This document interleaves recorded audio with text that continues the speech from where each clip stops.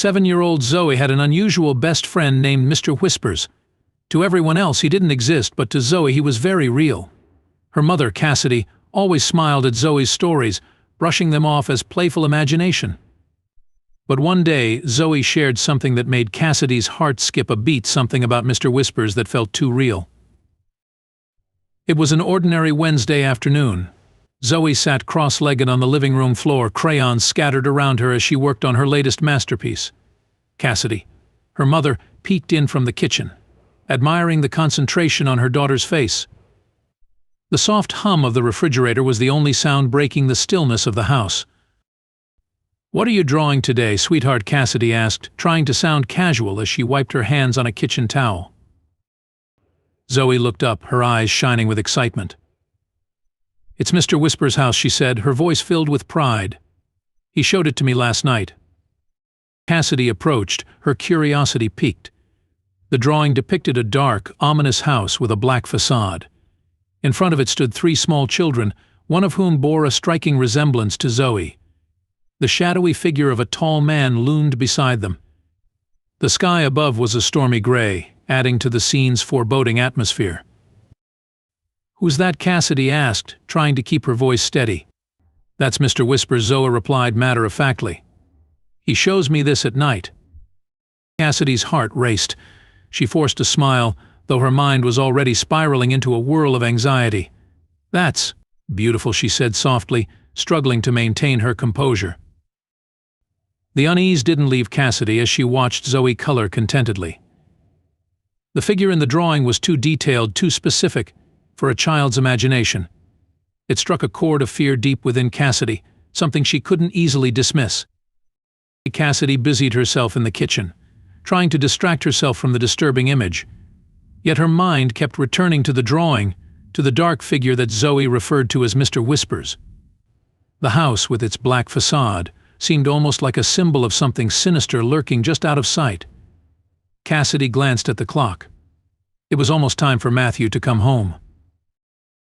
When Cassidy's husband, Matthew Thompson, arrived home that evening, his face was etched with concern. "What's going on?" he asked, noting the tense atmosphere as he walked into the living room. Cassidy took a deep breath, trying to steady herself. Zoe continued to color, oblivious to the storm brewing around her. "It's about James Miller," Cassidy said, her voice tight. Matthew's face darkened immediately. "That case has been closed for years," he muttered, though Cassidy's expression made him pause. "What do you mean?" "Zoe knows things about it that even you don't," Cassidy said, her voice strained with urgency. Matthew's stomach churned. He had been the lead investigator on the Miller case 3 years ago. The case involved a devastating fire that had destroyed the home of James Miller and his family. When Matthew arrived at the scene, he found James's wife Rona and their 2 young sons trapped behind a red door in the basement, barely clinging to life. James Miller had vanished without a trace. Matthew stared at Cassidy, then at Zoe. "Zoe," he said, his voice tight with fear, "who is Mr. Whispers?" Zoe looked up, startled by her father's sudden intensity. Cassidy quickly intervened, pulling Zoe behind her. "Matthew, stop," she snapped, seeing the tears welling in their daughter's eyes. "I'm sorry," Zoe bugged, Matthew said, kneeling down to hug her. "Mr. Whispers never yells at me," Zoe said softly, her voice trembling. Matthew's heart ached at her words. Later, as he returned to the station, Cassidy handed him a note. Mr. Whispers showed Zoe the red door in the basement. Matthew's face turned pale. The red door was a detail known only to a few people involved in the Miller investigation. How could Zoe have known about it? The Miller family had lived in the house where Matthew and Cassidy now resided. After the fire, Rona had sold the property, unable to endure the haunting memories. Zoe had never been told about the red door or the tragic history of their home. Yet somehow she knew. Matthew's mind raced as he reviewed the case files. He recalled the haunting details of the fire and the unanswered questions surrounding James Miller's disappearance. What had happened to him? Why had he vanished? The more Matthew thought about it, the more unsettled he became. He needed to reopen the case, but the process was fraught with obstacles. At the station, Matthew dug through old files, desperate to find any clue that might explain Zoe's knowledge. His captain, initially dismissive, regarded Matthew's concerns with skepticism. There's no way she could have known about the red door unless someone told her, Matthew argued, his frustration evident. Reluctantly, the captain agreed to give Matthew 1 month to find new evidence. With that, Matthew set up cameras around the house, particularly in Zoe's room. He also contacted Zoe's school, requesting they keep a close eye on her. The days dragged on, filled with tension and unease. Then something happened that shook Matthew to his core. Zoe hadn't been to school for a week. Matthew hadn't called her out, and the school hadn't questioned it, assuming he had. When Matthew listened to the school's call logs, he heard something chilling. A man had called in, pretending to be him. The voice on the recording wasn't his, it was James Miller's. Matthew's blood ran cold. James Miller was alive and had somehow infiltrated their lives using Zoe as a pawn. Desperate to protect his daughter, Matthew decided to follow her the next day. He trailed the school bus, his anxiety mounting as Zoe got off and ran around the back of the school. A gray car pulled up, and Zoe climbed inside without hesitation. Matthew followed the vehicle through winding streets, his heart pounding. The car eventually stopped at an abandoned warehouse on the outskirts of town. Matthew called for backup, his voice shaking as he explained the situation. The officers arrived quietly, surrounding the building without alerting those inside. Matthew, his heart in his throat, watched as they breached the warehouse. Inside, he found Zoe sitting on a crate, chatting happily with James Miller. "James Miller," Matthew shouted, his voice echoing through the empty warehouse. "Put your hands where I can see them." James Miller froze, his eyes widening with fear. Zoe looked up, confused and frightened. "Daddy," she whispered, tears welling in her eyes. The officers moved in swiftly, handcuffing James without resistance. Zoe, bewildered, watched as the man she had known as Mr. Whispers was led away. Matthew rushed to her, pulling her into a tight hug. "It's okay, sweetie. You're safe now," he whispered, his heart aching as she trembled in his arms. Back at the station, James Miller sat in an interrogation room. His voice was shaky, and his eyes darted nervously as he spoke. "I never meant to hurt anyone," he insisted, his voice trembling with emotion. "Then why did you take Zoe?" an officer demanded. James swallowed hard, his gaze dropping to the floor. "I needed your attention," he mumbled. "I couldn't stay hidden forever. Not after what I did."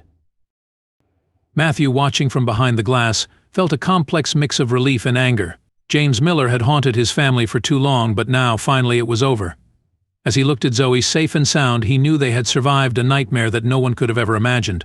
The aftermath was a blur of paperwork, therapy sessions, and endless conversations about what had happened. Zoe struggled to understand why Mr. Whispers was no longer around, but with the support of her parents and professionals, she slowly began to heal. Matthew and Cassidy, relieved that their daughter was safe, found themselves grappling with the implications of the case. James Miller's actions had cast a long shadow over their lives, but the truth had come to light, and justice was served. The family's life, once disrupted by fear and uncertainty, began to return to some semblance of normalcy. One evening, as the family sat together at the dinner table, the atmosphere was lighter than it had been in weeks. They shared a meal of Cassidy's homemade lasagna, and laughter filled the room. Zoe, her cheeks flushed from the day's activities, recounted a story about a pretend adventure she had with her stuffed animals. The sound of her giggles was a welcome change from the tension that had clouded their home. Matthew and Cassidy exchanged glances, a mixture of relief and gratitude in their eyes. They had worked hard to create a sense of normalcy for Zoe, and it was heartening to see her returning to her cheerful self. Later that night, as Zoe prepared for bed, Cassidy tucked her in and sat beside her, reading from a favorite bedtime storybook. Zoe's eyes grew heavy as the familiar words lulled her into a state of calm. As Cassidy finished the story and kissed Zoe goodnight, she felt a sense of peace that had been elusive for so long. In the quiet of the house, Matthew sat in the living room, reviewing the latest updates on the Miller case. Though the investigation had been closed, he continued to follow up on leads and ensure that all aspects of the case were thoroughly examined. His dedication to his work, coupled with a renewed sense of hope for his family, gave him a renewed sense of purpose. As the weeks turned into months, the sense of normalcy returned to their lives. Matthew and Cassidy made a conscious effort to shield Zoe from the darker aspects of their ordeal.